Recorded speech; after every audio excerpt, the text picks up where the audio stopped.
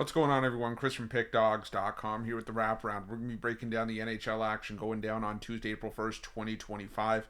Just a reminder, if you haven't already, make sure you smash that thumbs up, subscribe to our channel. Let me know your NHL picks in the comment section below, and if you're looking for my best bets, including my daily $15 best bet, head on over to Pickdawgz.com. Click the Premium Picks tab at the top of the page. Got a lot on the board today. Got my $15 college basketball play of the day. Going to have an NHL 3-pack up as well, an MLB payoff pitch best bet, as well as a basketball 3-pack. So make sure that you jump on board. Again, remember to use that promo code PICK at checkout, 15% off your purchase. But that's down the road. We still got a 10-game NHL card to break down here. Let's not wait any longer. You guys know the drill. Are you ready? I'm ready. Let's get into it.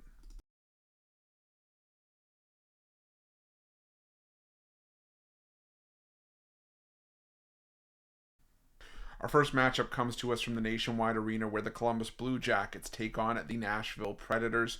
And if you've tuned into this wraparound long enough, if you followed this show, you followed our morning shows, whatever, you know exactly the stance I'm taking on this game. The Nashville Predators are on the road.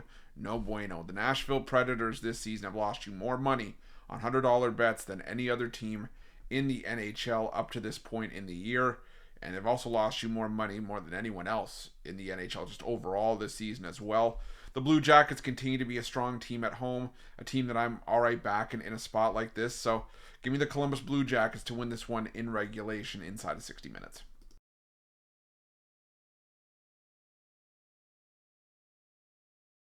Now we go to the Canadian Tire Center, where the Ottawa Senators take on the Buffalo Sabres. And I get why the Senators would be favored at home in this matchup. They are the better team with something to play for here, while the Sabres are just playing out the string and should be playing for ping pong balls at this point. But the Buffalo Sabres have had the Ottawa Senators numbered this season. They've won all three meetings by a combined score of 12-3. The Sabres all of a sudden, even though now they've been eliminated, it was almost like they were waiting to be eliminated, then decided to start playing well, winning 4 of their last 5, 6 of their last 9. The Senators just continue to be inconsistent. They've split their last 8 games. They're trying to hold on to a playoff spot and a wild card spot in the Eastern Conference, but I think the value here is on the Buffalo Sabres. So I'm going to take a shot here on the Sabres plus 1.5 and on the money line in this one.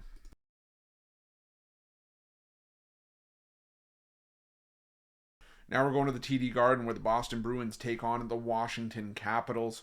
And pure and simple, it's a fate of the Boston Bruins for me here in their current form. They don't even look like a team that's interested in playing spoiler at this point. They just look like a team that's just disappointed for what their season has become, because this is normally a team that we see in the postseason picture, fighting for playoff spots, fighting for division titles. Hell, they were the President's Trophy winner as recently as a couple seasons ago, but now they've lost 8 straight. They've scored 2 goals or less in each of their last 7, and like I said, it's just a disaster for the Boston Bruins right now. The Washington Capitals, they've lost 3 straight as well. They just got beat up by Buffalo 8-5. But I feel a lot better in the position that the Washington Capitals are in than I do about where Boston is right now. And Washington's still 23-9-3 on the road this season, one of the best road teams in the NHL. So give me the Capitals in regulation and lean here.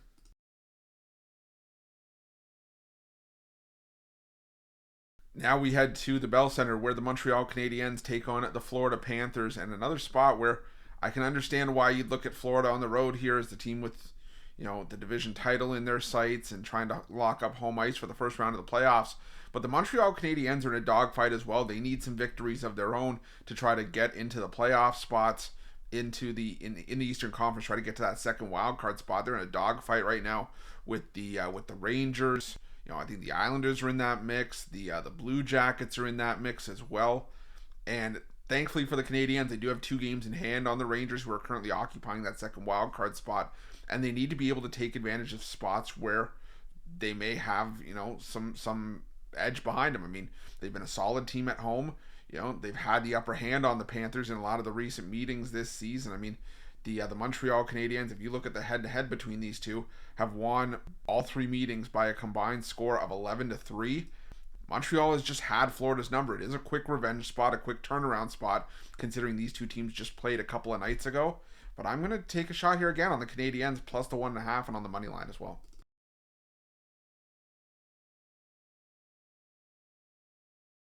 Now we head to the UBS Arena, where the New York Islanders take on the Tampa Bay Lightning. And I get why you could look at the underdog at home in this one, as the Islanders are still sort of in the mix for a playoff spot. But the thing is, I feel this team is kind of like the Brooklyn Nets of the NBA a couple years ago when they traded away Kevin Durant. And I think that's a comparison I've made on past wraparounds, where they're simply in the race right now because of the success they had earlier in the season. But this team made moves at the deadline, which signify for me a rebuild. And now you can see the results in the on-ice product, as they've lost 5 straight. They've given up 4 goals or more in all 5 of those games. The Tampa Bay Lightning, yeah, their 3-game win streak all came at home as of late, but they are on a tear right now. They've outscored their last 3 opponents, including the Islanders last time out, by a combined score of 19-4. And, last time out was big here is that Jonas Johansson got the start for the Tampa Bay Lightning. So I anticipate Andrei Vasilevsky being in net here. And if you can blow out the Islanders at home with Jonas Johansson in net, you can definitely do a lot more damage on the road, or just as much damage on the road with Andrei Vasilevsky in net. So I'm going to take the Lightning in regulation and on the puck line here.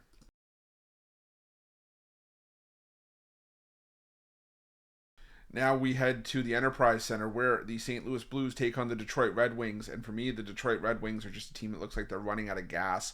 They've been able to pick up a 2-1 win over Boston last time out. They beat Utah on the road, but this team has lost far more than it's been winning as of late. And right now, they're falling further and further out of the playoff race. They need to make up 3 points. There's other teams that have a game in hand on them, but they do have a game in hand on the Rangers. But again, at a certain point, I understand that the case to be made for, the sense of desperation to kick in, but the St. Louis Blues are just on a tear right now. I mean, their last 3 home games they've won by a combined score of 14-3 against the Montreal Canadiens, the Predators, and the Blackhawks. This is a Blues team that's just been dominating on home ice as of late. They're coming off a big 2-1 win over Colorado, and I think that the St. Louis Blues are just in the better form right now by a mile. So I think that's enough at home to be able to get the job done. I'm going to take the St. Louis Blues to win this one in regulation and on the puck line.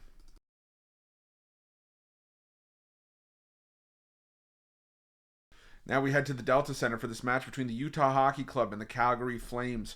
And, I just think in this matchup, the Utah Hockey Club are overpriced, overvalued here. Both these teams have been 50-50 in their last 10 games. Sure, Utah, has won a couple of recent home games against Tampa Bay and Buffalo, and that's all well and good. But the Calgary Flames still, I think, played their better hockey, even though at home, but they've been nice on the road. They've won 4 of their last 5 games on the road, and the one that they didn't win was a 3-2 overtime loss to Edmonton in the Battle of Alberta, but they're coming off a big road win in Colorado in their last matchup. They beat New York, the Islanders, they beat the Rangers and the Devils all on the road. And for me, the Utah Hockey Club are still a sub 500 team at home this season, 15-14-7, better 15-21. And I'm not laying minus 180, minus 185 with them here, especially with the Calgary Flames trying to keep pace in the playoff race. The Utah Hockey Club are as well. Maybe they're a little bit more desperate considering they're further back, but neither one of these teams can ill afford to waste time. Calgary is 7 points back of the Blues with, 10 games to go. Utah is 11 points back with 9 games to go. For me, I'm just taking, 2 teams that are desperate. I'm taking the team at a much better price at plus 150. That's, for me, playing the better hockey in their current situation.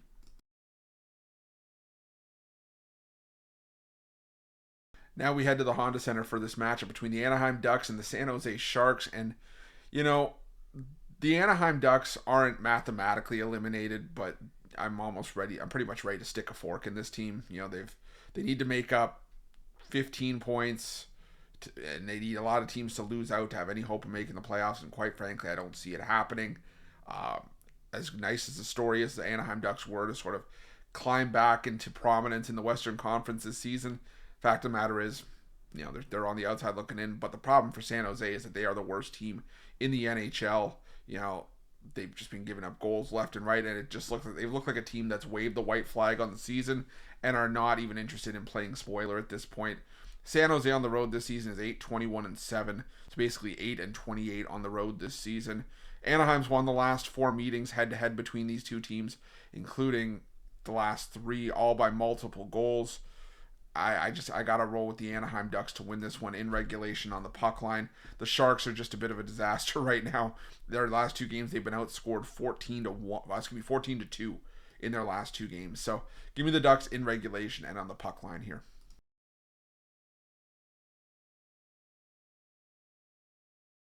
Now we head to this matchup from the T-Mobile Arena between the Golden Knights and the Oilers. And the Edmonton Oilers are still a decent team, but I want to back them, A, when they're at home, and B, when they have Connor McDavid and Stuart Skinner back in the lineup. We've seen Calvin Pickard in goal in a couple of spots. He really struggled in that game against the Seattle Kraken. And now, you go to Vegas, down Connor McDavid, and, for me, the number 2 goalie as your serving number 1. And you're going on to Vegas to take on a Golden Knights team that's rolling right now. Winners of 6 straight. They're 27-7-3 at home this season. For me, it's simple, man. I got to roll with the Golden Knights on the money line in this one.